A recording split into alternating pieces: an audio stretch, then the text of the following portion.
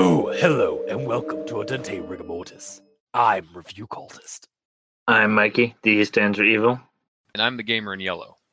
And we're here to discuss those internet stories most creepy and most pasta, and be critically silly doing it. And tonight we have, for Reddit NoSleep-Vember, The Thing in the Basement is Getting Better at Mimicking People, Part 1. Ooh. So, has there been multiple parts through Reddit No Sleep before? Oh, constantly. I mean, like, for us, honestly, it's become. I don't remember. Baraska. Oh, was that Reddit No Sleep? I'm pretty sure. But its title is so small, it can't be. I know. Also, I Dare My Best Friend to End My Life or Ruin My Life. Oh, okay, yeah, was also sense. One. Yeah, no. Honestly, it's a thing nowadays with Reddit No Sleep stories. For them to be like serialized, to have like multiple parts. Well, that's so. And that's why we're doing for the entire month of November this one Reddit No Sleep story. The Thing in the Basement is Getting Better at Mimicking People, because it has 4 parts and there's 4 weeks in November, so it kind of works out. Mm-hmm. Also, they're about like mid-length in terms of like the word count and size and stuff on them. So I figured let's just take this casual, like this through Reddit No Sleep Vember. Yep. But yeah, The Thing in the Basement, Getting Better at Mimicking People is by ThatExoGuy on Reddit No Sleep. It's actually a Reddit No Sleep it was like a nominated like Reddit No Sleep of the month a couple of months ago.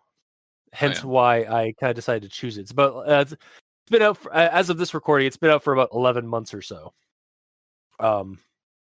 And so we're actually it's also relatively recent again.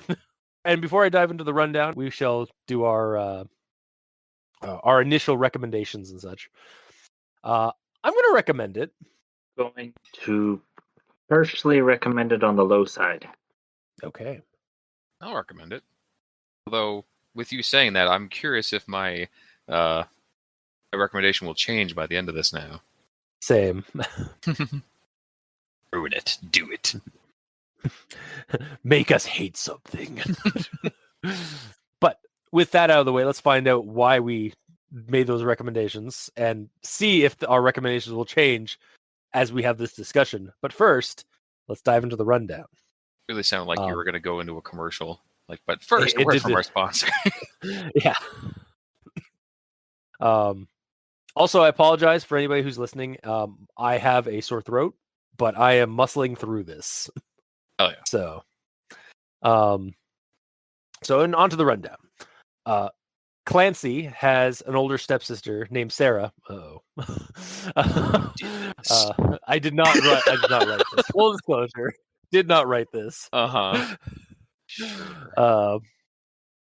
Have I ever mentioned that Clancy Brown is one of my favorite actors? Well, you have now.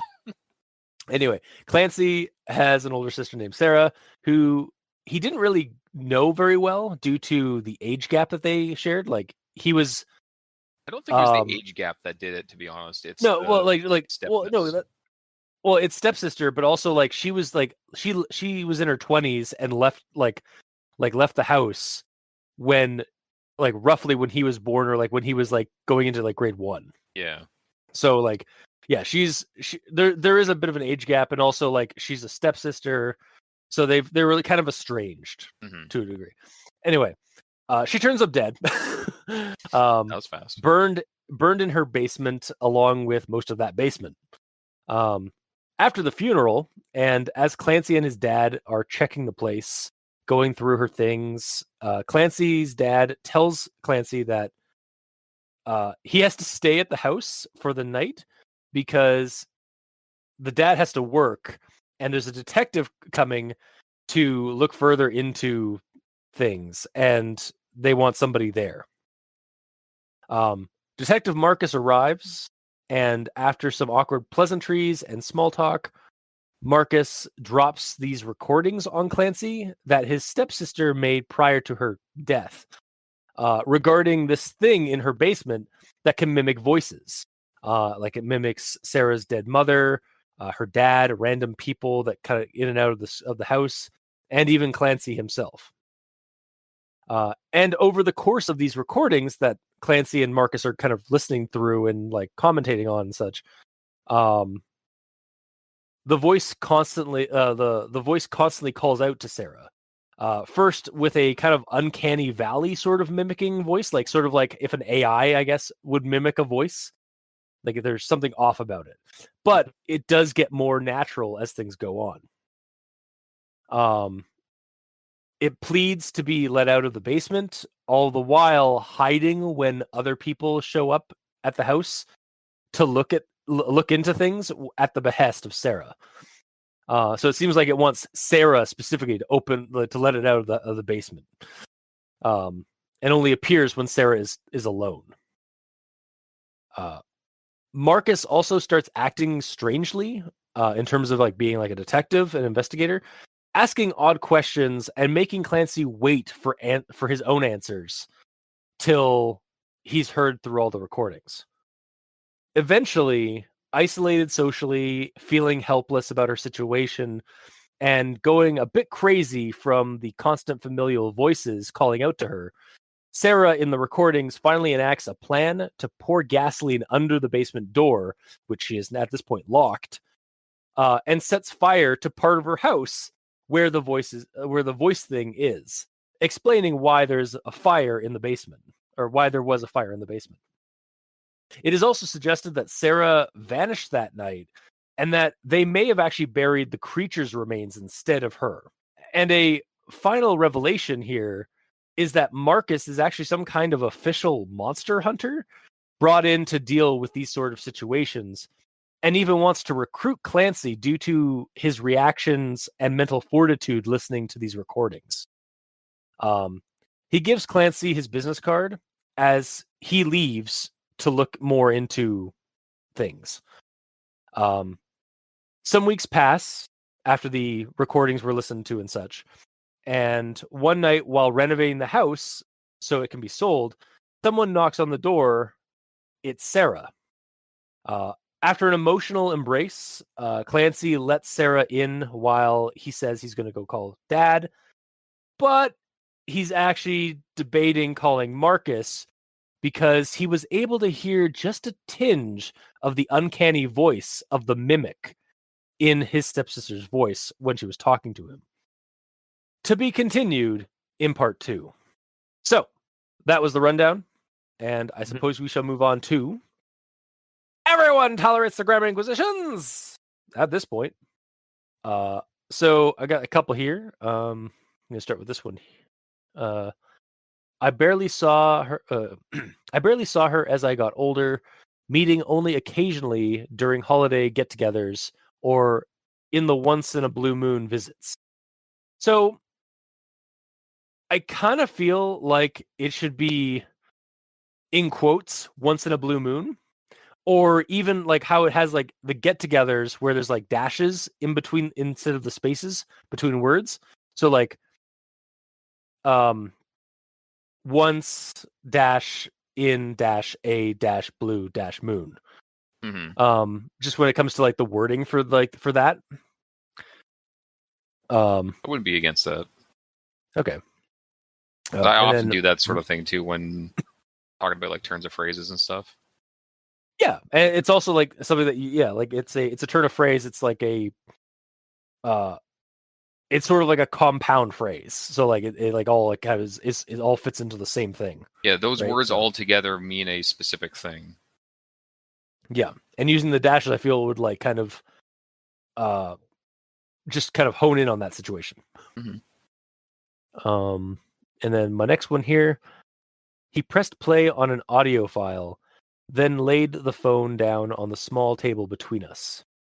So I think it should actually have, without waiting for my reply or protest, he pressed play on the audio file. Yeah. Because like before this, like he asks like him, is he ready? And then just like without saying it, without even missing a beat, he just hits the button. So I just felt like it should needed a little bit more of a segue into that sentence. So, or elaboration on that sentence.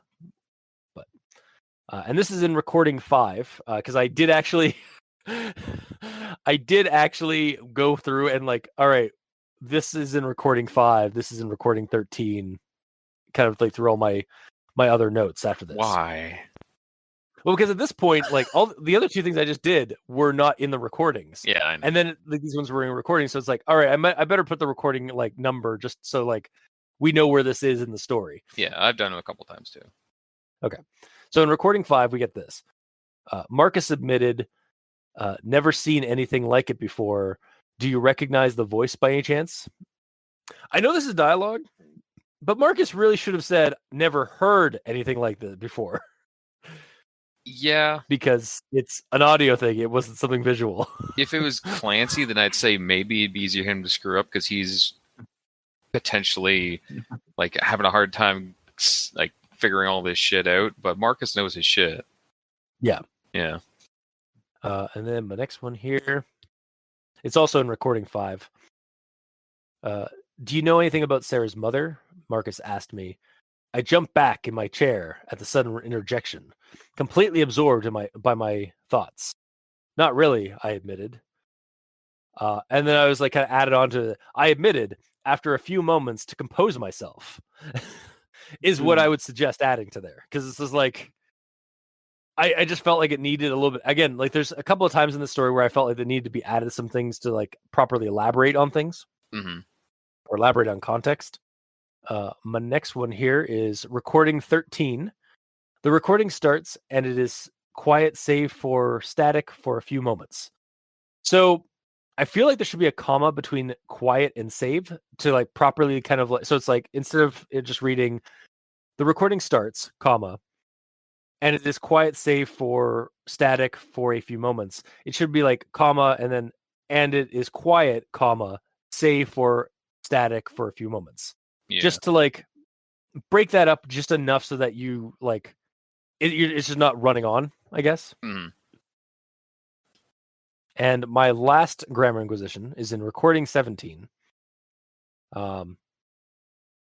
Sarah, it calls out in the voice of her mother. I think you need to add an end quotation there. Like Sarah in end quote. It calls out in the voice of her mother. No, the rest of the story is all quoted. My God. But yeah, so because like we do get a quote at a starting quote for like before Sarah, and then but, like I got like confused. It's like, wait, is this dial? Oh no, okay, there's supposed to be a quotation here, but they've forgotten it. So, and that is my grammar inquisition. So, Mikey, the E stands for evil. All right, let's see. I got one. Okay. The basement ice elf was in a similar condition, ravaged by the fire and by the fireman's attempts to put it out. So it should be itself. Yeah, the basement myself, unless Clancy is secretly the house.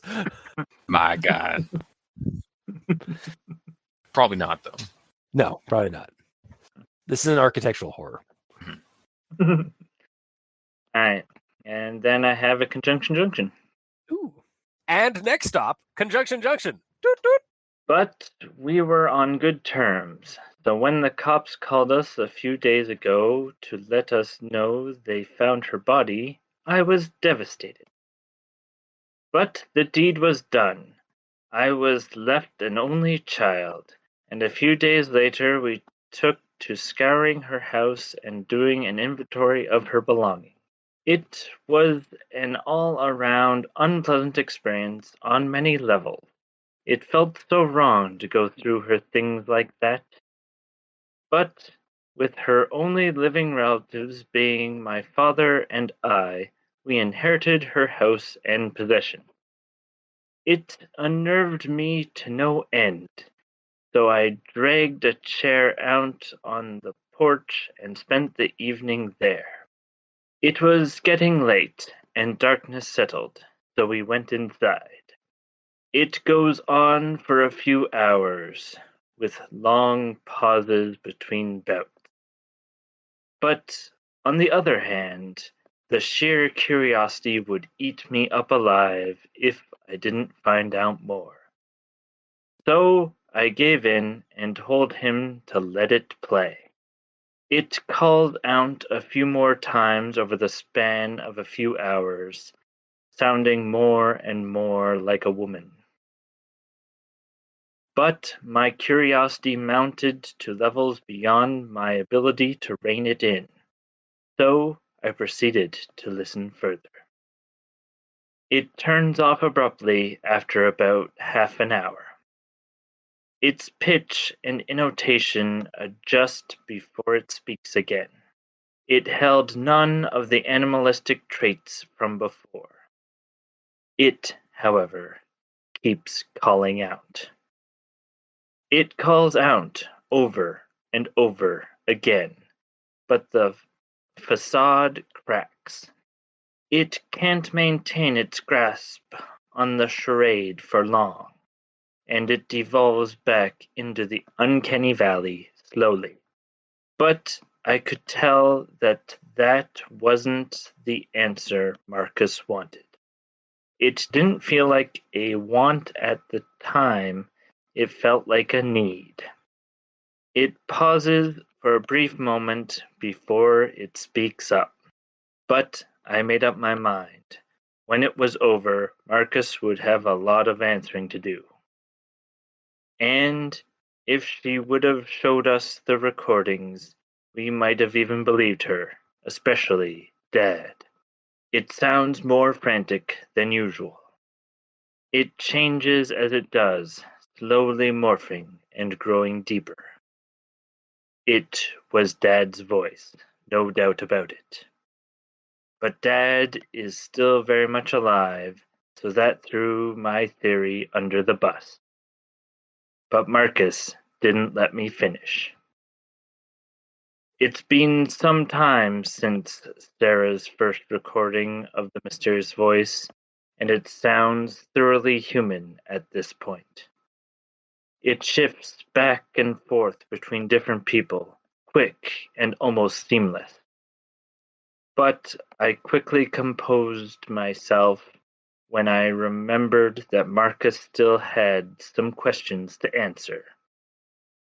So he composed himself and got up, taking the phone and stashing it in his pocket.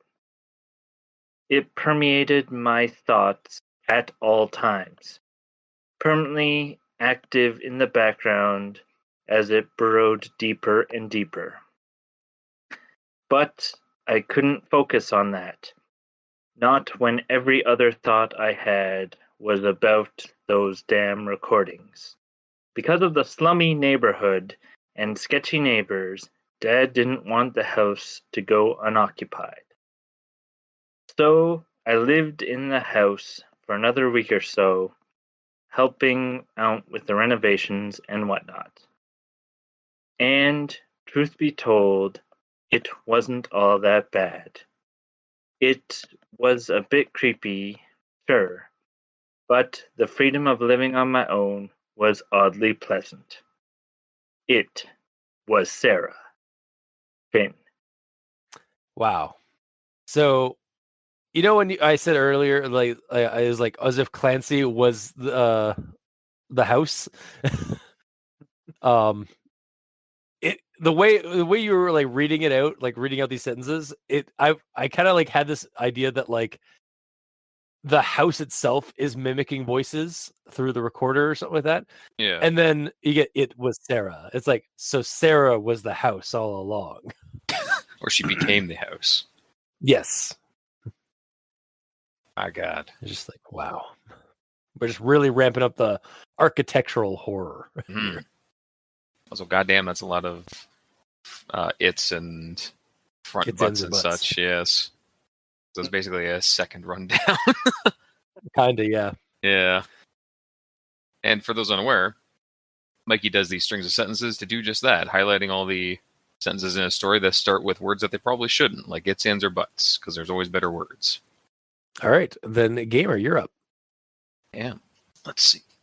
So when it first starts talking on the recording, it's like, hello, a deep voice calls out weakly. Then later on it just says, hello, a voice calls out again, this time sounding more human. Is any anyone there? First off, there's no question marks in all this dialogue from the ghost or whatever it is. So are they statements of hello or questions? Or maybe it's trying to, because it's mimicking voices, perhaps it hasn't gotten the annotations yet. Ah. Something to think about, perhaps. I wonder if later on it actually does that, though. If the later hellos are questioned. Didn't it? I think it was, because wasn't there one that Sarah, like it calls out in the voice of her mother. So it does, and that it does have a question mark at the end of Sarah. So yeah, and I see another one recording 5. Hello? Question mark. The voice calls out. Is anyone there? Question mark. Yeah. So yeah, it's almost like, again, it was getting a feel for using the voice, and then it started like learning the more finer details of speech. Okay, so I'll let that part slide. However, it's weird to say on the second instance of it that it sounds more human, considering it sounded perfectly human at the first instance of it showing up anyways, at least to the reader, or rather, at least to me. Because there's nothing in the original description that makes it sound non-human. It's just, hello, a deep voice calls out weakly.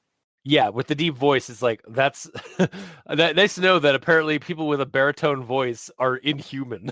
Yeah, there's just according to the author. some huge jacked dude in the basement dying, like from blood loss or something, and him just calling out for help makes him not human.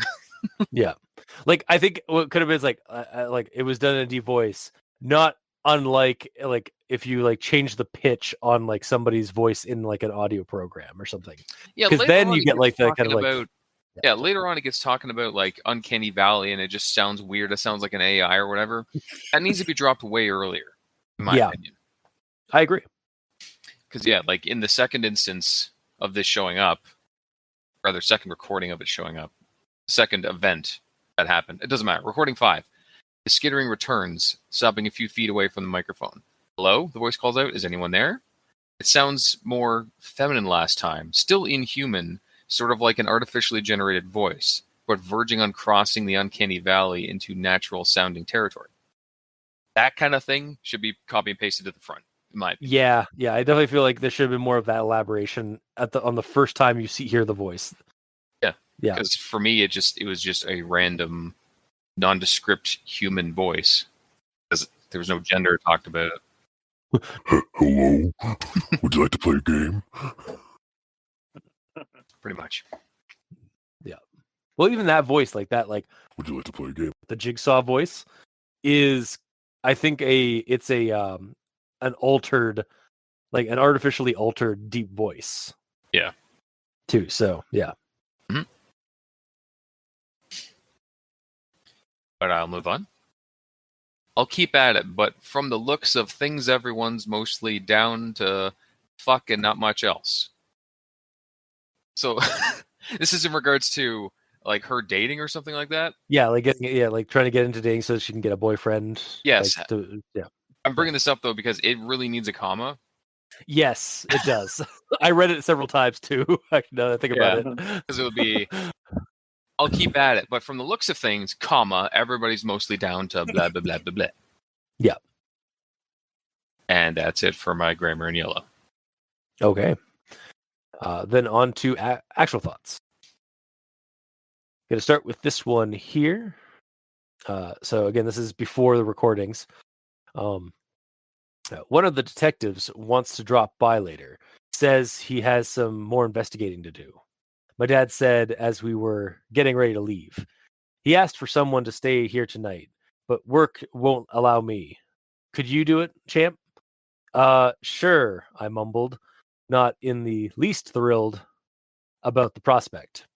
And then my comment was like, nor should you, since it seems like the house is still under investigation and your dad just threw this at you now. Like, what the fuck? Isn't it a crime scene right now?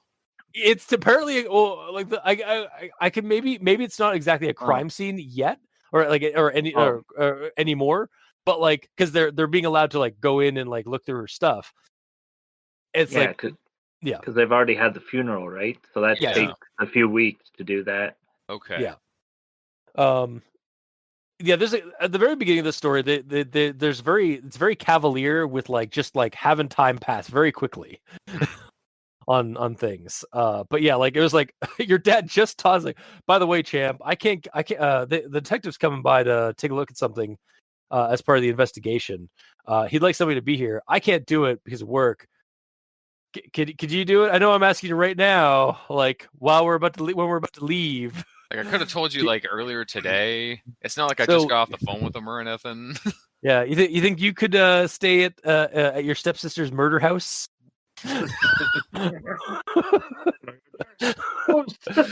Thanks, champ.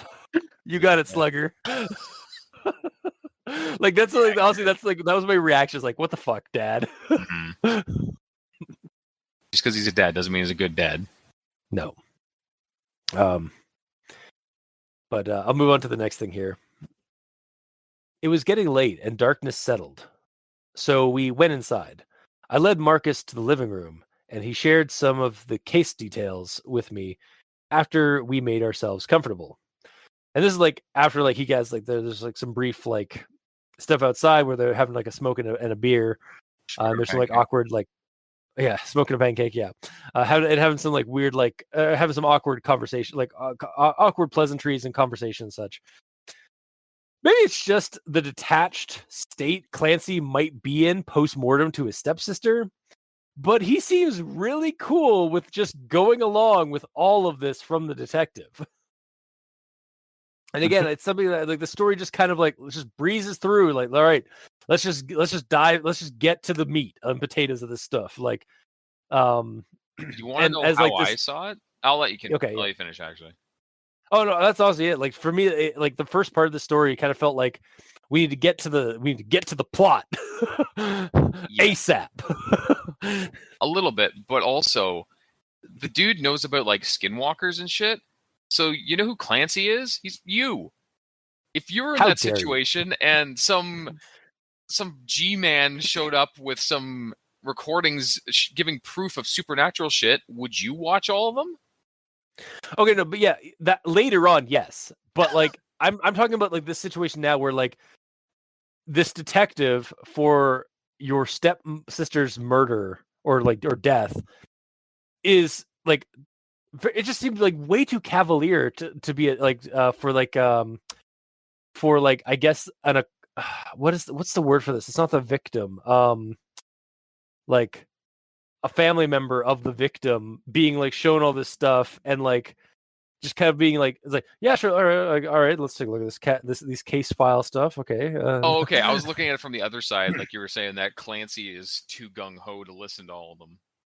Oh no, I'll say like by the end of the story, like by that part of the story, I was like, okay, like this makes sense. Like he's and actually, I have a thing later about that actually. Okay. Yeah, no, this part here is just like it just felt to me like this part of the story, like the author is just really just trying to get to the plot, which is those recordings. Yeah, you're not wrong. Yeah, I just felt like maybe there should have been a little bit more elaboration on like the conversations. Like there should be a little bit more of a kind of a buffer between like, hey man, you want to see a dead body? Do I? Or like, hey, do I? Yeah, exactly.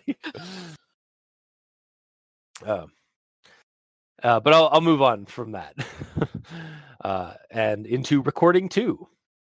Do you want me to stop it? He asked. I contemplated his offer. On the one hand, whatever followed had the potential to traumatize me for life. But on the other hand, the sheer curiosity would eat me up alive if I didn't find out more. So I gave in and told him to let it play. Seriously? No, like, what the hell is this? Where did you find these recordings? What's going on? None of that? You're not gonna question any of this, Clancy? Not important. All right, fine. Moving on. Like I just like if like it didn't. He's like it's like, do you want me to stop it? At that point, like as soon as he's like, do you want me to stop it? Like after like listening to like what we have of the recordings, I feel like Clancy should have like not just like I contemplated his offer. On the one hand, I was like, no, I was like, where the fuck did you get these? Like I'd be questioning Detective Marcus. Yeah. So like that's the part. Like again, like there's another thing where like the story is just trying to like just push that aside. Let's just get to the plot. Like, don't question things. And yeah, I get that, but man, if he did question it, it would make it a lot better, and it wouldn't take long because he'd just be like, "Where did you get this?" And he's like, "It's not important. I can't tell you. Or I would have to kill exactly, you." or like, or like what Detective Marcus does like later on in the story. It's like all in good time, Clancy. All in good time. Yeah, drop that from the get-go when he should be actually questioning these things. Yeah, like he doesn't have to answer the questions. No. But I want those questions asked. Yes. A lot earlier than like I think where they pop up in the story. But I'll move on to the next thing here. In recording 5, "I'm sorry, son," he said out of the blue, "for all you've heard so far, and for all that's for some reason I almost wanted to like start this like for all that you've heard so far, for all the evils that mankind create, we will send upon them only you. Rip and tear until it is done." Hell yeah. I don't know why that was like. Anyway, You don't need to explain that. sorry, I'll continue. Yes, it's like, yeah, "I'm sorry, son. I'm sorry, Sonny," he said out of the blue, "for all you've heard so far, and for all that's to follow. But I'm glad it's not your father that decided to stay. These recordings might just break him." "What?" I asked, dumbfounded. "What's that supposed to mean?" "It will all make sense if you keep listening," Marcus answered. "No, you asshole! Explain your situation to this kid / young adult. The brother of the person who fucking died." Yeah. And that you're showing the recordings to. What the fuck? He's a little insensitive, isn't he? Like, I usually don't get this annoyed at these kind of like things in stories, but this is a Reddit No Sleep series where they're supposed to act realistically. This detective is being unrealistic at best or a jerk at worst to this relation to a victim in a case. Now, there is kind of a reason for this as we read on and keep reading and finding out. But still, like, it wouldn't hurt. Like, it's like for him to just like explain part of the situation at least, or give some kind of a hint to Clancy here. Yeah, instead of just being like, no. Just No, you need to wait for you need to all in good time, my boy. But moving on to the next thing here. The change in his demeanor was strange, and the night took an unnerving turn. I should have backed out. I should have kicked him out. I should have done a lot of things differently. But my curiosity mounted to levels beyond my ability to rein it in, so I proceeded to listen further. Oh, okay. So Clancy is infected with the horror story protagonist bug. I've seen it 1,000 times. Yeah. Okay. Yeah, it's definitely like, oh god. It's a terminal case by the end of it, Yeah. probably. Yeah, we'll see in the convening parts. And then in recording 9, this is like the actual recordings from like Sarah. It's like, "It's back. I'll start another recording." The scurrying returns. Sarah's breathing is audible in the background, and it gets faster as the sound approaches her. A chair creaks, presumably as she gets up, and her footsteps join the skittering in the background. "Hello?" The same woman's voice from the previous recording calls out. "Who are you? Who are you?" The voice repeats Sarah's words back to her. "Mom?" Sarah cries out in a trembling voice. "Mom?" The voice repeats her words again. "Who the hell are you? How do you have my mother's voice? Who are you?" The voice repeats. Footsteps resound again, approaching the voice as it says the same line over and over. "Answer me!" Sarah demanded. Knocking is heard, as if someone bashes a door with their fist. Okay, so few things here I would like to note. First off, I do really like these recalled / transcripts of the recordings. Like, it really does kind of capture the horror of like listening to some like tapes, or like even kind of like got kind of a found footagey kind of like vibe to it. Yeah. Secondly, that said, Uh-oh. these are incredibly well recalled from Clancy. Yeah. I feel like it would have been easier to write in that he had found the phone while searching the house that night, doing away with, at the time for my notes, frankly unrealistic Detective Marcus, at least until maybe he shows up the next morning to poke around and such, like, and give some answers. I don't know. Marcus really bugged me at this point in the story. Moving on to the next thing here. I kept silent, mulling over my own thoughts and feelings on the matter. As intriguing as the situation was, I mostly felt horrified and sorry for Sarah. I couldn't even begin to imagine what must have gone through her head after living through that. Okay, this right here, like, this felt very realistic, like, in terms of, like, a reaction of, like, confusion and bewilderment with a touch of morbid and horrified curiosity. Like, to me, Clancy reacts very humanly in this story. And then we get this thing from Marcus.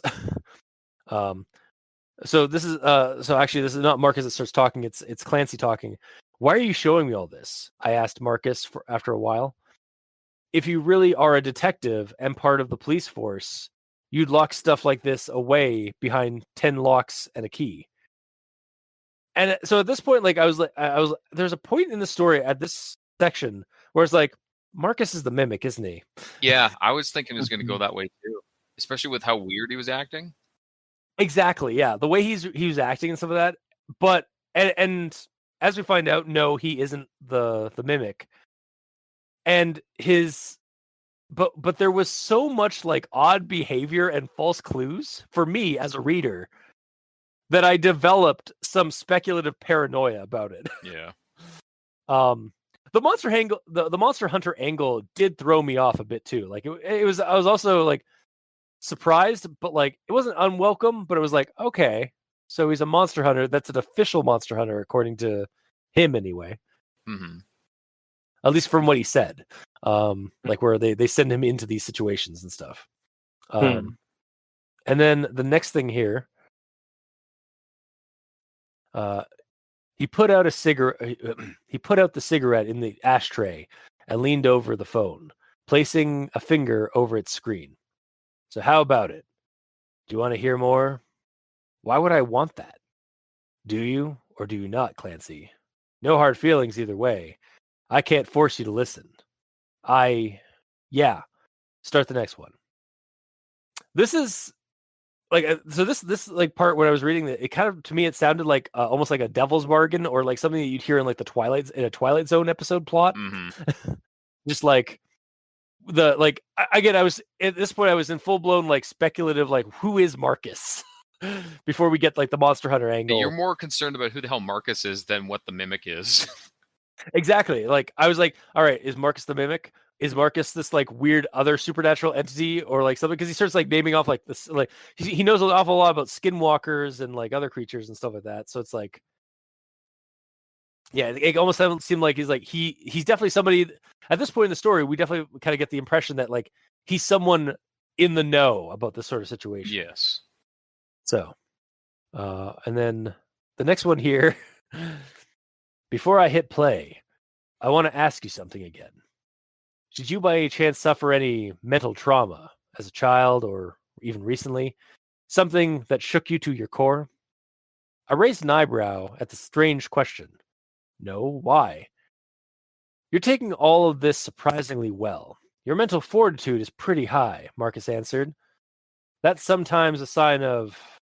Never mind. What I'm trying to say, kid, is your sanity score is quite high. You're constantly rolling under it. Yeah. Just to, like, throw a little bit of a role-playing context to this. I was going to say that if you weren't. Yeah. Yeah, it definitely felt like this character, like Clancy's stat sheet has a high sanity chart, or sanity score, or his, like, will save is really good, or his dice are loaded. what's the other? Yeah, the dice are loaded. Yeah. Yeah, it just seemed like he's just his composure. He's constantly getting like like sixes, like exploding dice on his composure Mhm. rolls to take for Shadowrun. Sorry, Mikey. Yeah. But I'll move on from that silly. Mhm. I warned you. Something topples to the floor, and the sound of rushing liquid is heard. This is on you. It's not my fault. Sarah, please. The voice yells, more desperate than ever. What are you doing? What I said I would. You didn't listen. Why didn't you listen? Please, Sarah.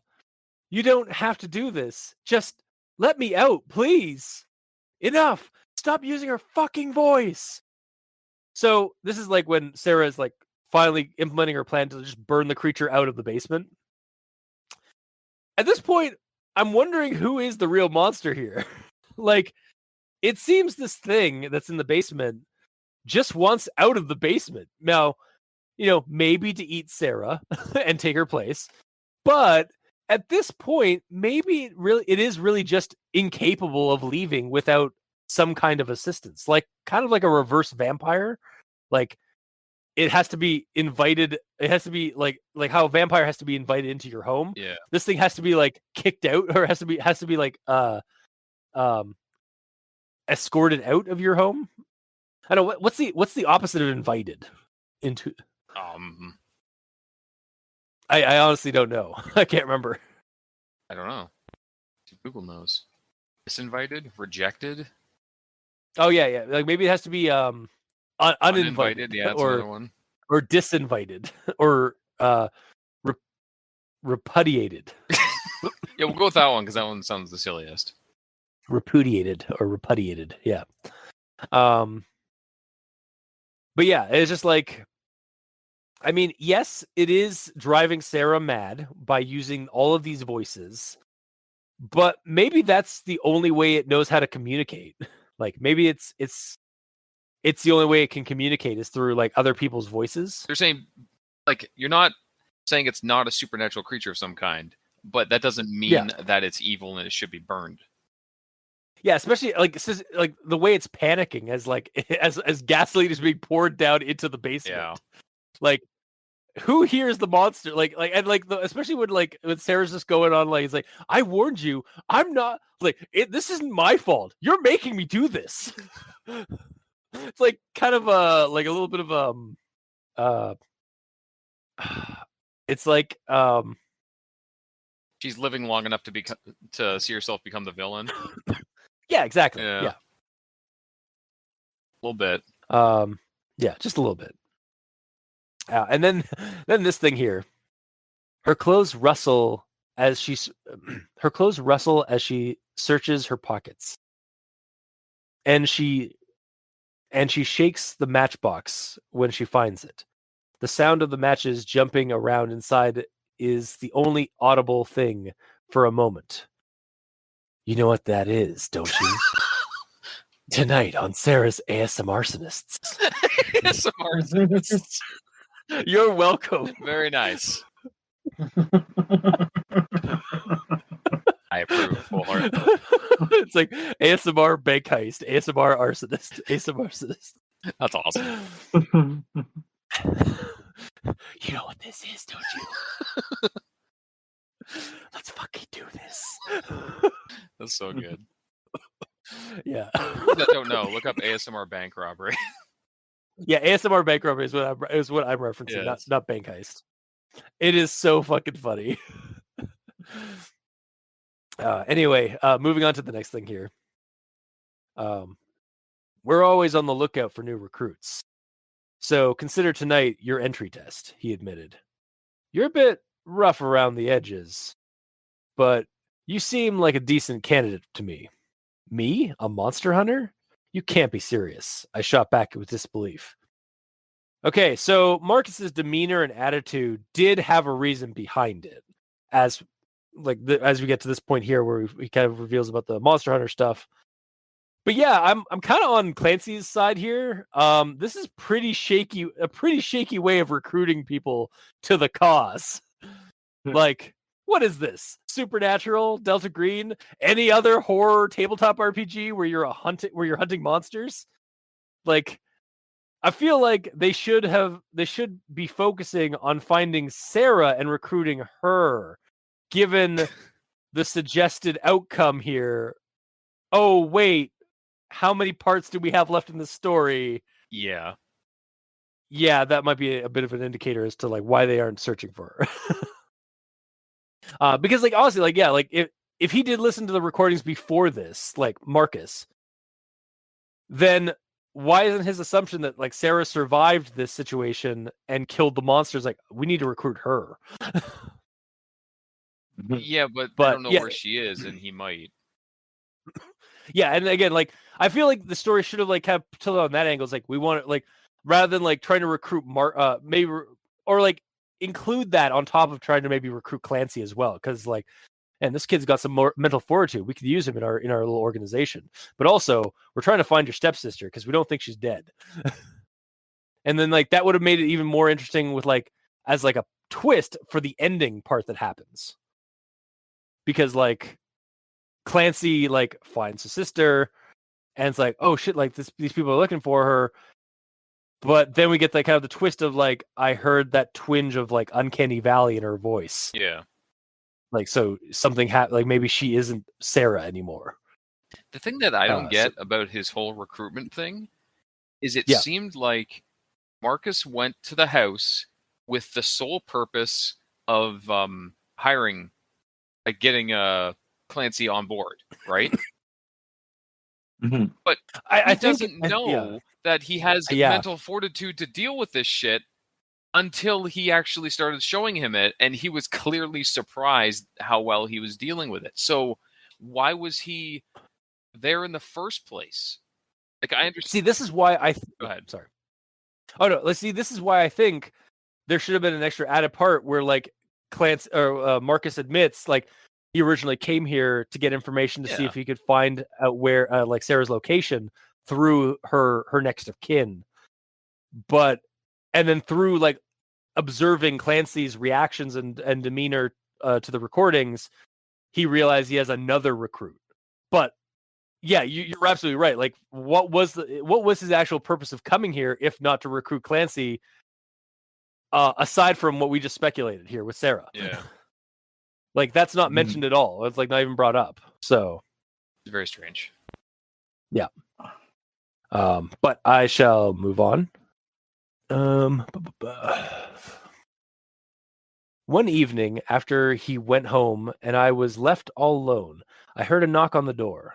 I slowly made my way over to answer, expecting either him or Marcus. But who I found on the other side left me terrified. It was Sarah. Hey, Clancy, she greeted, sounding almost casual. What? How? I let out in a meek voice as my tears started to flow. I have a lot of explaining to do, I know, but ... Okay, quick aside here. While reading this, I thought this was the end of part 1. Me too. And then I continued scrolling. It's like, oh, okay, there's more. Yeah. Because, like, honestly, this would have been a perfect end to part 1. It would have been like the perfect cliffhanger. But I guess what we got is also okay. Yes. And then my final actual thought. I watched her walk down the corridor towards the kitchen, pausing by the door. She looked at it for a long moment. Then she continued on her way. I pulled out my phone and Marcus's card, unsure about what to do. The thing's facade was good, damn near perfect. But as it spoke those last words, its voice cracked just a little. All right. I'll admit, I was very curious at the end here if it was or wasn't Sarah. And it still may or may not be. Like, her voice cracked. She could be emotionally like it could have been because of the emotional like encounter with her stepbrother. That's true. Like, it may not have been a voice. The voice cracked like because like your voice can crack from like a cold, say for example, a sore throat and a cold, or because you're emotionally like you're emotionally like dealing with something like reuniting with, albeit an estranged stepbrother. So like, strange. Yeah, it really isn't that strange, like for her voice to crack. But given the situation of part one and like the story in general, I understand why he is conflicted. Is like it sounds like it might there's a chance that's not actually my stepsister. Yeah. So like there's a bit of paranoia to Clancy here, and again, we'll see what happens in part two. But damn, it does leave me.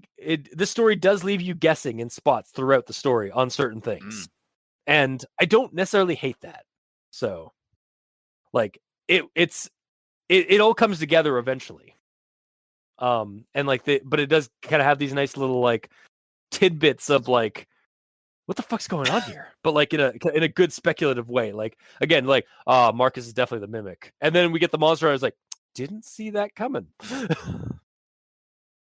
But yeah, that's the end of my actual thoughts. So.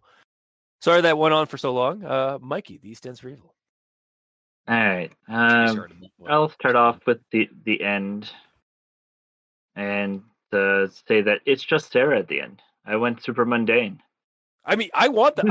I legitimately do want it to like that the creature died in the basement and Sarah's like survived. Like I legitimately want that to happen. I don't think it's going to be, given that this is a 4-parter. No, you know what? If it is Sarah, then they didn't bury the monster. They buried just some replacement for both, because like the monster got out and Sarah got out, and they just had to cover it up.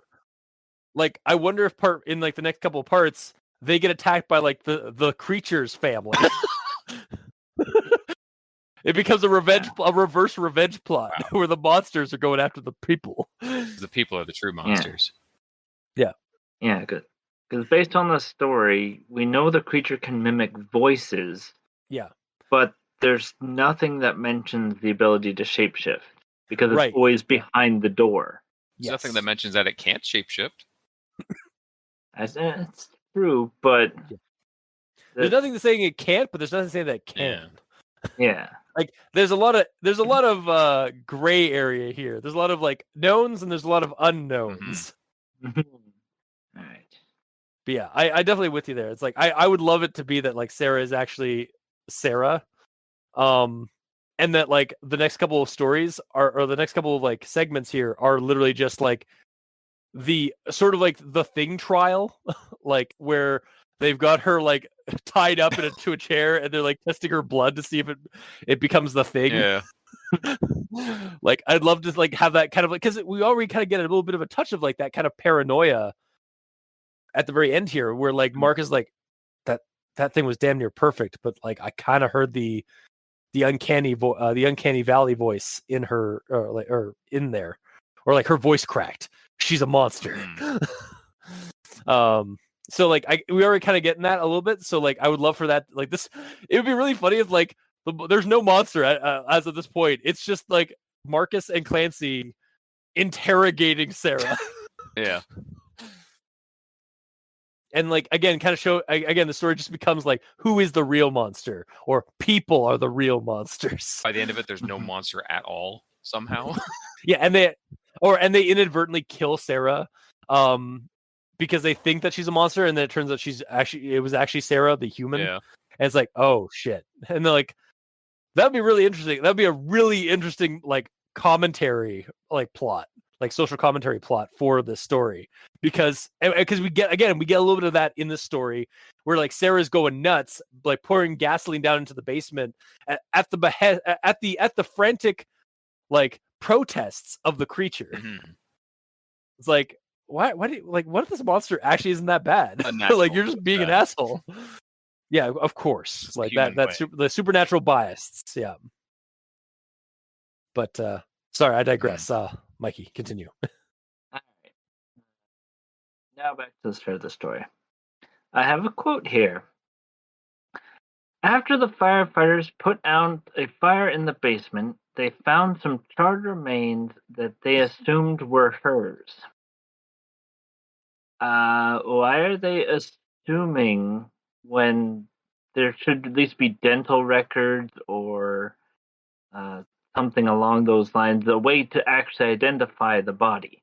Unless you can't identify it because Can you? Yeah, because with dental records and stuff like that, like, can a charred body like that's usually how they identify a charred body is like through the dental records because teeth don't burn as easily. I Yeah, guess. it takes a really high temperatures for bone to burn. Gotcha. Yeah, it's kind of weird. Yeah, Unless it's part of like the veil out for the organization that Marcus works for. But Oh yeah, it's possible that they just covered it up. yeah, I mean, yeah, it's either a professional veil out from the organization that Marcus works for, or it's just poor writing. all right. Then the next section here. But the deed was done. I was left an only child, and a few days later we took to scouring her house and doing an inventory of her belongings. Given the small size of the house, it went pretty fast. At which I'm like, okay, then there is no house. The house burned down. It didn't though. But for there to be charred remains in the basement, it means that the fact that it was a gasoline fire. Yeah, that house would And probably light up pretty fast.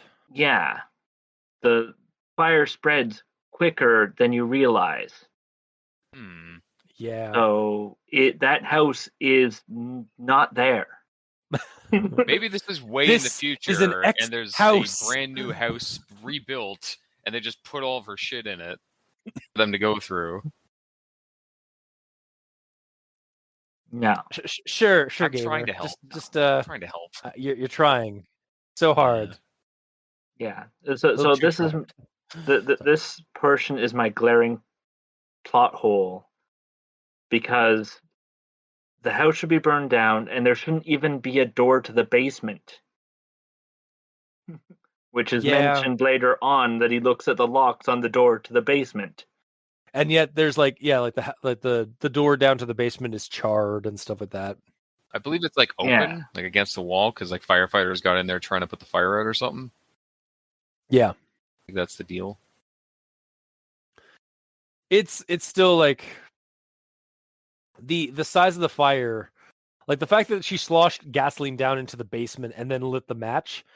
That house should have gone up immediately. Yeah, like by the time the firefighters got there, they probably were trying to determine if they should risk going in to see if they could save anyone, or to put it out. Mm-hmm. Like honestly, when at the very beginning of the story, when it said that there's a fire in the basement and so after some screaming, I at first kind of got the impression that like she had gone down there and like made a localized fire in like the center of like her cement basement and burned this thing alive. But then we get like later on in the story that she sloshed gasoline underneath the doorway and then lit a match. It's like that's like that is those are two completely different like ways of setting a fire, and one of them is way more dangerous than the other. I mean, she wasn't going to open the door. They're both dangerous, but yeah, exactly.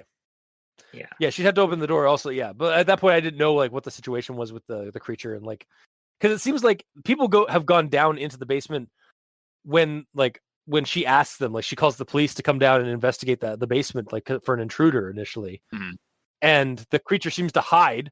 Why didn't it fucking run out of the house, or run out the door when it had the chance then? Like, hence my whole like reverse vampire. Like it has to be like let out by one person. Yeah. It doesn't want to get caught by other people. Yeah. But yeah. Yeah. So yeah, this is like I said, this is my glaring plot hole. Yeah. So when the dad says, "Yeah, can you stay here in the house?" Like there's no house.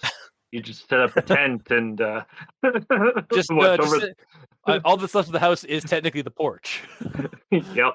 That's all they were able to salvage. So like, yeah, just sitting on the porch. Yeah. Yeah. All right.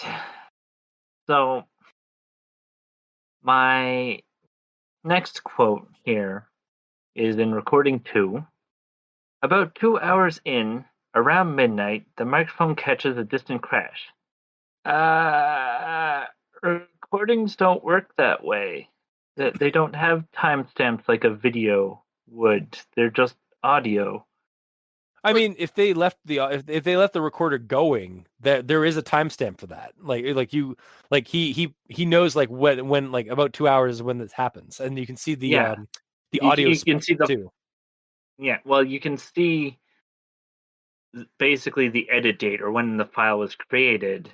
Yeah. And then go back from there. But in the story, it's just 2 hours in around midnight. Like, how does he know that it's around midnight? Yeah, it should be like 4 hours into the recording or something, like an actual runtime time. I see what you mean. Yeah. No, agreed. Yeah. Or like if he explains like this was probably taken like 12 o'clock, or like if she gave a timestamp at the beginning of the recording, it's like, all right, I'm going to start recording. It's currently 8 o'clock. It's currently like 10 o'clock. Yeah. In the evening. It's like I'm going to set the recorder here, and then like 2 hours later, so you can guesstimate that it was 12 o'clock around midnight. Yeah. Or she says that would instead of saying the time at the start of every recording, just at the first one, just say like when she's saying I'm going to be doing recording, just say I'm going to be doing recordings every day, starting all of them at 10 p.m. every single time. So then right from the get-go. Yeah. Yeah. I decided to go down into the comments of this, and some people are like commenting. It's like, or like are talking like in character, obviously. Like, so but there's some people is like, it's so clever at imitating people that readers are actually believe this is ThatExoGuy. Also, it's like, this is amazing. You're going to give people capgrass. I was like, what the fuck's capgrass? Capgrass syndrome, or delusion of doubles, is a delusional misidentification syndrome. It is a syndrome characterized by a false belief that an identical duplicate has replaced someone significant to the patient. So, wow, it's like the symptoms of capgrass delusion. Number 1, misidentifying a loved one as an imposter. Number 2, being violent towards the misidentified person. Number 3, experiencing extreme anxiety, stress, anger, or conflict. Number 4, trying to find the real person, in quotes, replaced by the imposter. Number 6, acting normally with others except the person they believe to be an imposter. Number 7, changing behavioral patterns while addressing the misidentified person. And number 8, believing that they can see through the disguise of the imposter. This is an actual thing. Yeah, where it's like basically you think that a loved one has been replaced by a doppelganger. Nice. Not really. It's actually like terrifying. Nice. Okay, fair. But let's continue. So my next actual thought is something that was brought up earlier, but I took it a different route.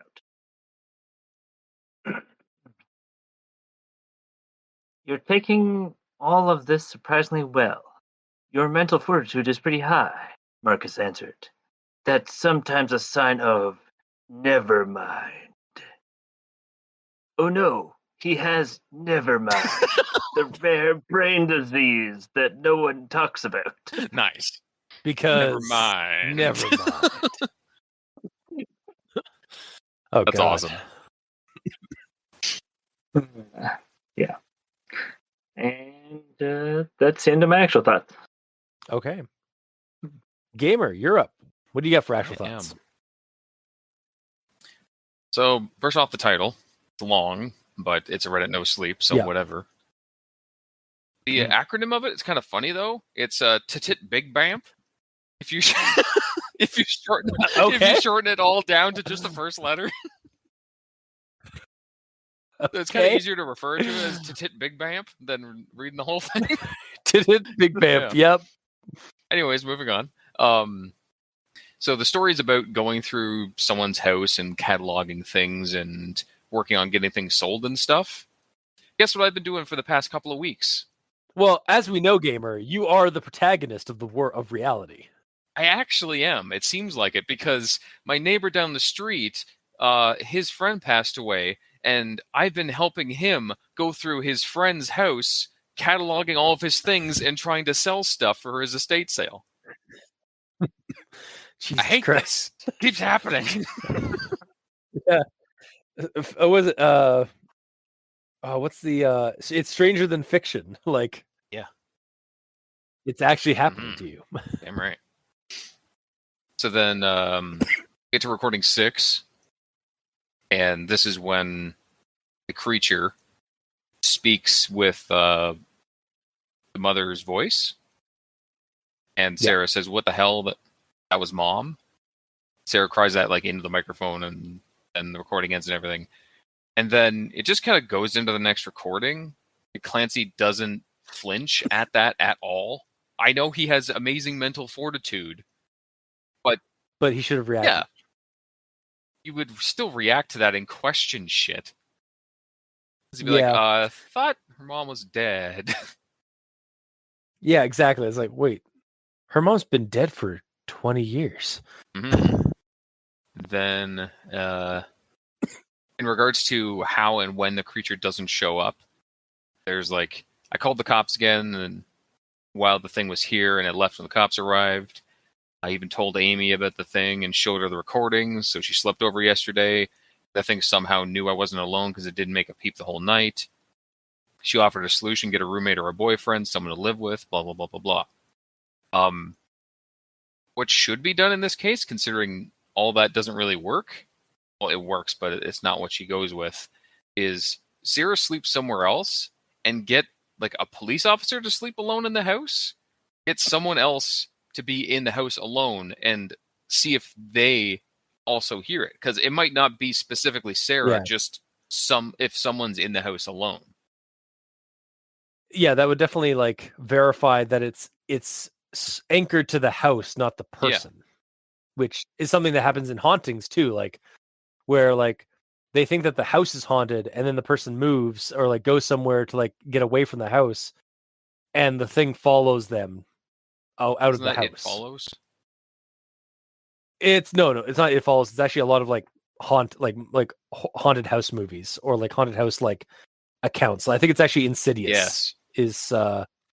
I think it's Insidious. Like has that plot. It Follows is a completely different thing entirely. I just figured it was that because it's called It Follows. It Follows. Yeah. No, It Follows because the thing follows the victim. But like it has nothing to do with like whether she's in the house or not. Yes. Mm-hmm. Yeah. And like having recordings and everything of it is one thing because that's quote unquote proof, but being able to hear it with your ears is another thing. Because if it's a recording, it could be potentially tampered with. But if you're there, get it. Because right now only Sarah truly believes it. Because even the cops are starting to not really care as time goes on.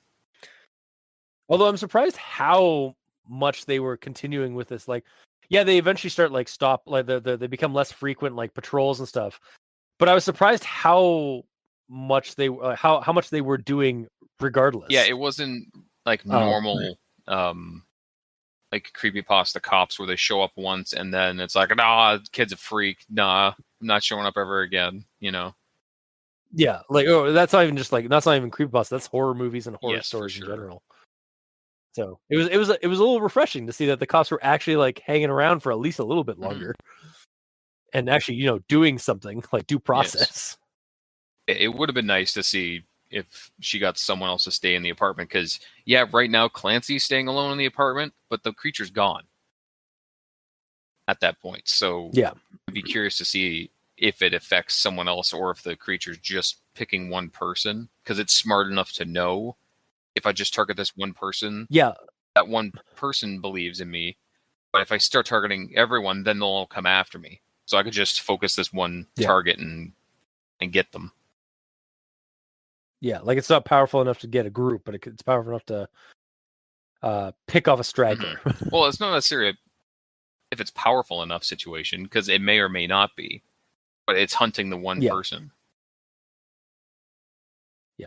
Also, I think like you could have done that with Amy. Like have like Amy suggest that like, well, you could stay at my place, and then I'll stay the night here just to see if it's what happens. Like, you could have had that character do for that, sure, because but- that character's done nothing so far. That being said, there's still 3 more parts, so I'm sure. Well, I'm not sure, but I would hope they would bring up a character that they spent time naming and giving a little bit of a backstory to. I mean, at least she's also superfluous. Like, she's just like there, like she's a friend of Sarah's to show like not even her friends can help her in this situation. That's why she was helpless and stuff. I know. Like, that's the purpose she served in the story. So like she doesn't have to come back. Mm-hmm. Fair enough. So then Clancy and Marcus are talking about like recordings and all that and why he's bringing them up. And Clancy says, so either she was haunted by something or you're messing with me. That's the correct answer, Marcus said with a satisfied smirk. So considering like he was just shocked by Clancy suggesting something supernatural early on to this.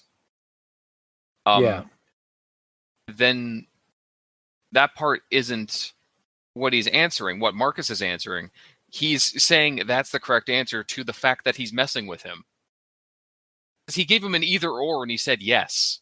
But he previously already confirmed that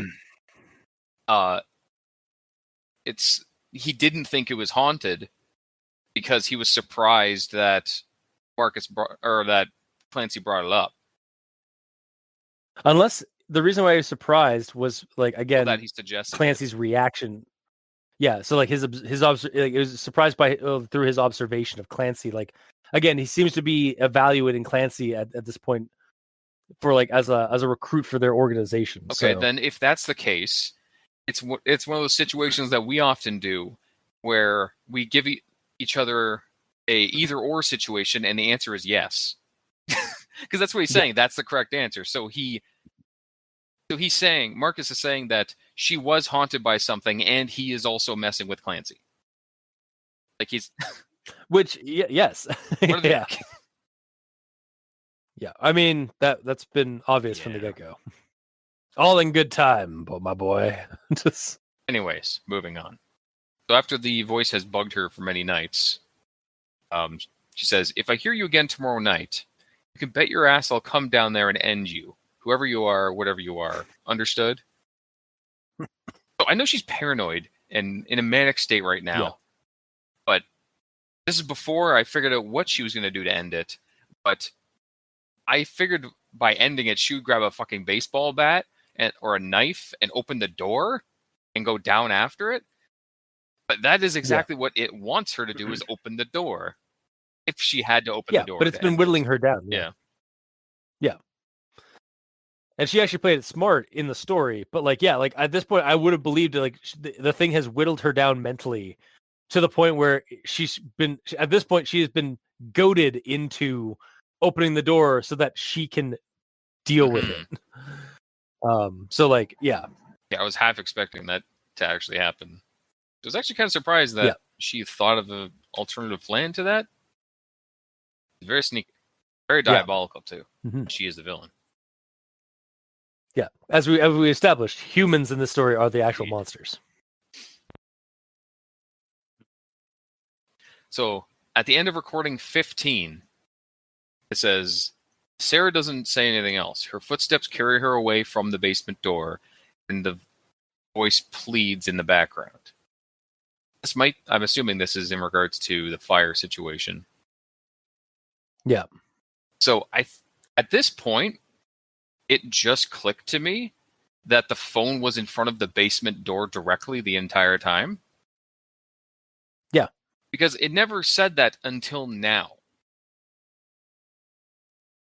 That's true. I kind of just... Because what I thought was she had it on a table in her room, and the opening of and closing of the door that was referred to in the recordings was her bedroom door, which it was. But I thought the recorder was inside the bedroom. Because if you're recording yourself while you sleep, I figured you'd want to protect the room that you're in. Right? Yeah. She's hearing it in her room. If she didn't If the sound wasn't in her room, it wouldn't bug her, and she wouldn't know it was there. It's loud enough that she's hearing it in her room, so that's where the recorder would be. But it also makes sense that you'd put it closer to the location to try to make sure it shows up. Yeah. But it doesn't say that or even describe that until recording 15. Yeah, so that should have been added at the beginning again, too. Because, earlier on, it says, some breathing is heard in the background, and this is the first instance of it, actually. Some breathing is heard in the background, and the phone is set down. Footsteps walk away from the microphone, then it's quiet for a long time. So to me, what that sounded like was she put the phone on a dresser or something, and then walked to her bed to go to sleep. Yeah. Personally, I think it would have been better if it was like, the phone gets set down, footsteps walk away from the mic, a door swings shut, leaving only silence, which means she walks out of the room where the recorder is and closes a door. Yeah, like if it was set maybe in the hallway next to the basement door, and then she leaves it there and goes to her room. Yeah, not that I need her to straight up say, I'm going to leave this recording by the basement and see if I can hear what I've been hearing. Gamer, you're saying it all wrong. It's like, all right, I'm gonna leave this thing right here next to the door. I'll be right back. I'm just gonna go to sleep now. This is me walking away. Right, because this is an ASMR thing now. Yeah, it's ASMR arsonists. I guess that's her YouTube channel because she survived. So yeah, yes. That's how she monster hunts. She sets every monster on fire. I mean, it works. Trap them in the basement, burn the house down, you win. Collect your gold.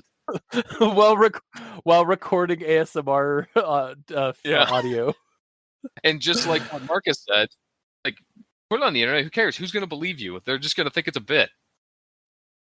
Like, even if it was real. No, legitimately, like, that's honestly the biggest thing about like when with Delta Green and stuff like that, when people are like, oh well, how can you have cell phones and like video and stuff like that and like YouTube in like Delta Green games and stuff. It's like, have you looked at YouTube? and the YouTube comments regarding like haunted houses or like ghost capture videos or like cryptid capture videos and stuff like that. Like, no one thinks those things are real. If one person records it, yes. If multiple people are recording it from different angles, people that don't know each other, potentially, then that's a higher chance of it not being...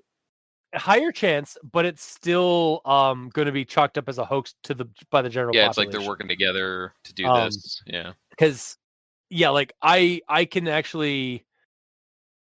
there is a couple of examples I know of from, like, things I've seen where, like, it's, like, multiple YouTubers, like, multiple video feeds of the same event of, like, a UFO situation, and people still think, oh, totally fake. So no, it's we're in the age of the information age is also the age of skepticism online. So it's like impossible to prove. I mean, there's gonna be and like there's gonna be outliers. Like obviously, like there will be things that like people might just chalk up as like, oh, that's just unexplained. That's kind of weird shit. Anyways, moving on. We got more important things like there's like a pandemic going on or something in the real world is actually happening kind of thing. Like, even if the recording is something that's happening in the real world for real. they see it as a distraction. Yeah. Again, like it's we're in the age of skepticism, like the hardcore age of skepticism. So pretty much. No longer are we in a world where like if you have photo or video evidence, then you have proof. Yeah, a long time ago, even just a picture Photoshop is like, oh yeah, that's proof right there.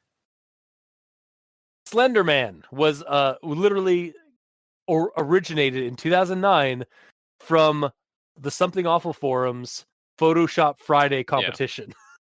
Yeah. Well, so I mean, before that, and like in the long ago, before Photoshop and all that. Old-timey time ago, if you took a picture of something, that is gospel truth that exists. It's right there. Yeah, and even then, like sometimes it's fickle. Like, look at those Bigfoot pictures and like Bigfoot photos and video footage from like the 1960s and 70s, like on 8mm tape, like the Patterson Bigfoot tape. Like that thing has been a point of conjecture on both sides of skepticism since its Yeah, it's inception. true. Or the Loch Ness monster photos. Like, there's a couple that are kind of cool looking, but there's like a lot of explanations that people can give on like how they faked that. Like, so yeah. There's always analog ways to get around it. Just because you can't do it digitally doesn't mean it can't be done otherwise. Yeah. Exactly. So you're damned if you do, you're damned if you don't. You're screwed either way. Yeah. But moving.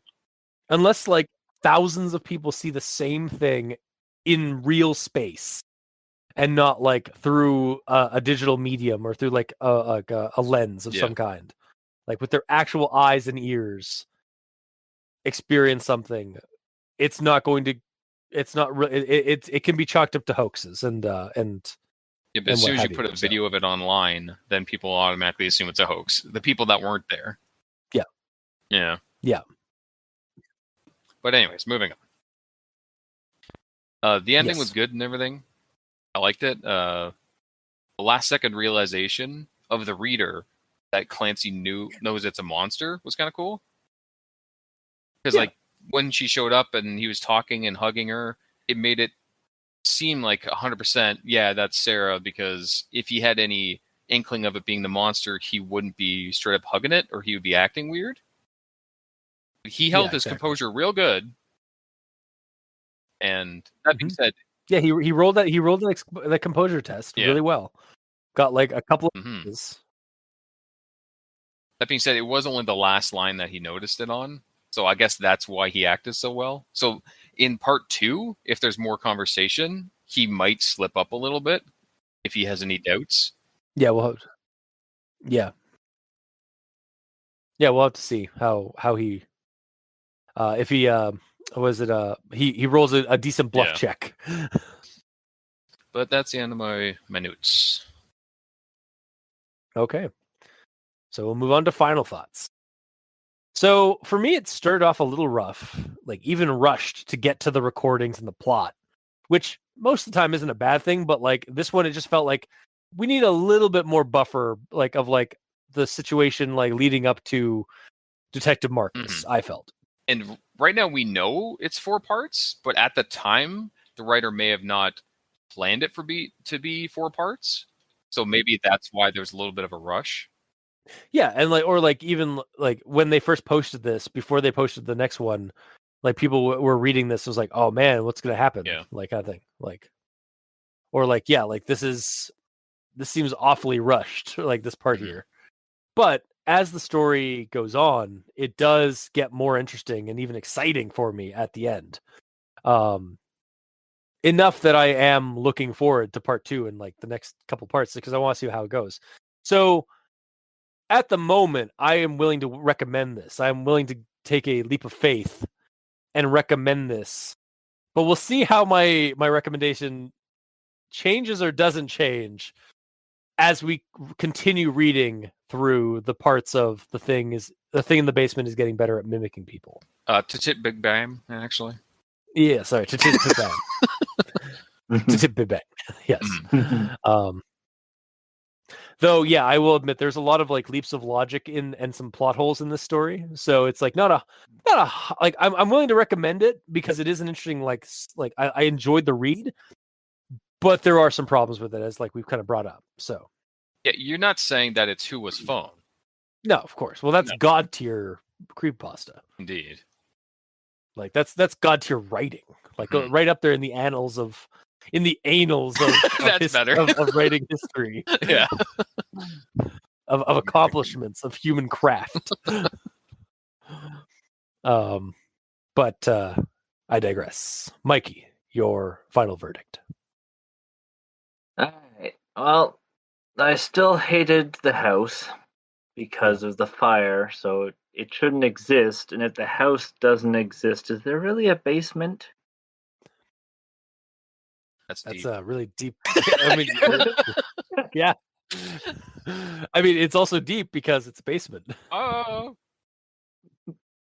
I mean, what makes a basement? Is it the power in its hand? I don't know how to go from there. I just like I had to throw that in there one last time. Yeah, so the house is the main focal point of the story but it shouldn't exist based on the fire in the basement that was caused by gasoline. Yeah, based on the fire that we get. Like if it had, like, because early on, like I said, I think like if it had been like an isolated fire and like some charred human remains in the basement, that's fine because it's a localized. It was a controlled burn. But what we got at the end of the story was not a controlled burn at all.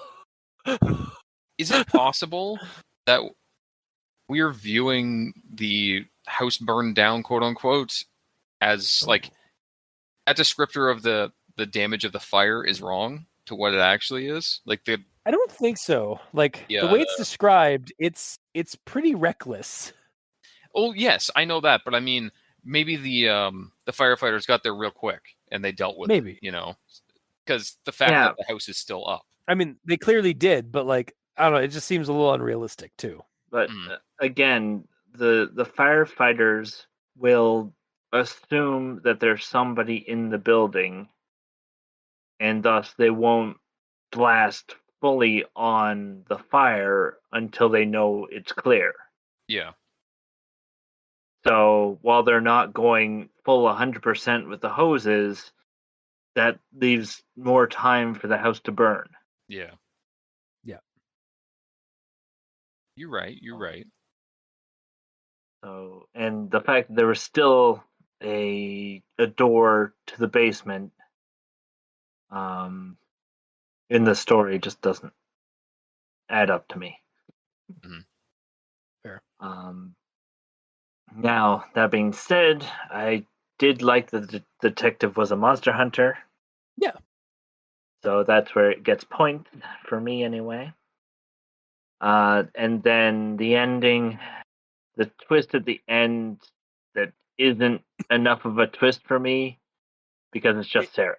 It's an I'm willing to give it that it's an unconfirmed twist because like it's making us the reader question what is real in the story right now. Yeah.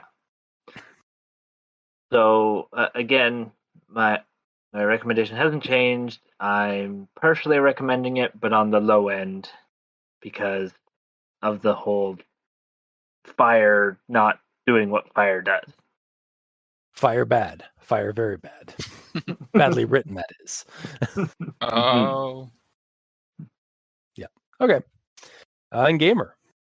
I mean, I like the read personally. There weren't too many hurdles along the way for me. The grammar was acceptable. You guys found a lot more actual grammar stuff than I did.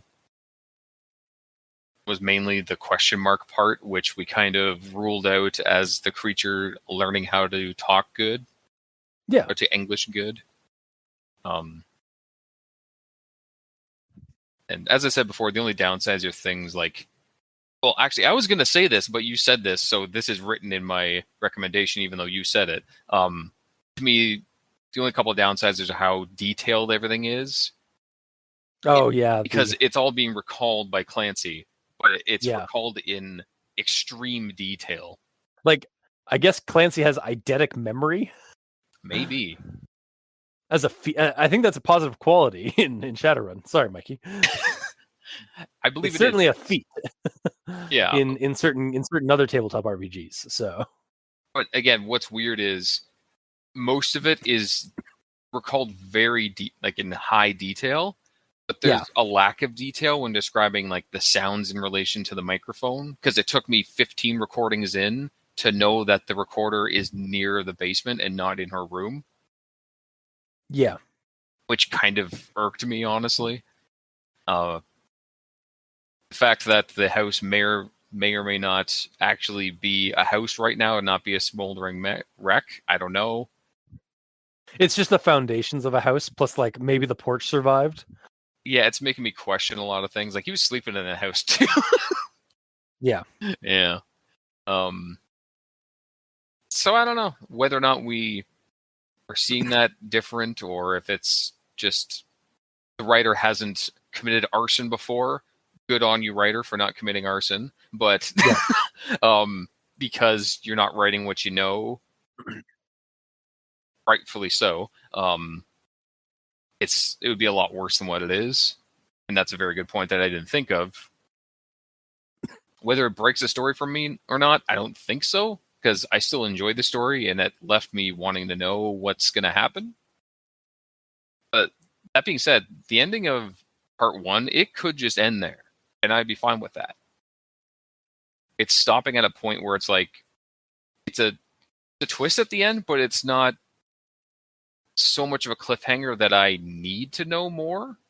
Like with some actual creepy, I say actual creepypastas, it is a creepypasta, with creepypastas that don't have sequels. Well, Yeah. one-off creepypastas that do a twist at the end where it's like, but I need to know more. I don't technically need to know more here, because I get it. The creature is Sarah, probably, maybe. I don't know. Most things are explained, but I'm curious how it's going to go. But yeah, my recommendation hasn't really changed. It may have taken a slight hit from Mikey's realization of plot holes and stuff that I agree with him on, but I still enjoy it and I want to see how it goes. Okay. So until next week when we get to read part 2, that has been this week's episode. So if you like what you heard, or if you didn't, leave us a comment in the comment section below where this gets posted, whether it be on Podbean, Facebook, YouTube, or Tumblr. We're all on Twitter. Mikey is at the E stands for evil. The Gamer in Yellow is at the Gamer in Yellow, but without that W at the end because his name is very long. Yeah. And I'm at Review Cultist. You can also send us emails at aldenterigamortis@gmail.com. That's ALDENTERIGAMORTIS@gmail.com, where you can also leave us suggestions for other creepypastas, SCPs, Reddit No Sleeps. You creep it, we'll peep it. Yeah. And if you'd like to help support our show financially, you can go to Patreon. Look up Al Dente Rigor Mortis and select the package you'd like to support us at. We have $2 and $5 tiers with special episodes, early access, extra content. To our patrons that are helping support the show, thank you guys immensely. You're helping keep those hosting bills at bay. And as always, we very much appreciate that. And to the listeners and the authors of these stories, thank you immensely, because without your listenership, it'd be like screaming into the void. Or screaming at a voice that's constantly changing in our basement. Yeah, a little bit. And if you didn't write these stories and post them on Reddit No Sleep or other places online for people to read and get involved with and get interested in, we really wouldn't have much of a show because we have nothing to talk about. So thank you. So until next time, I have been your host, Review Cultist. I'm Mikey. The E stands for evil. And I'm the Gamer in Yellow. And this has been Al Dente Rigor Mortis for the start of Reddit No Sleep-Vember. Sleep well.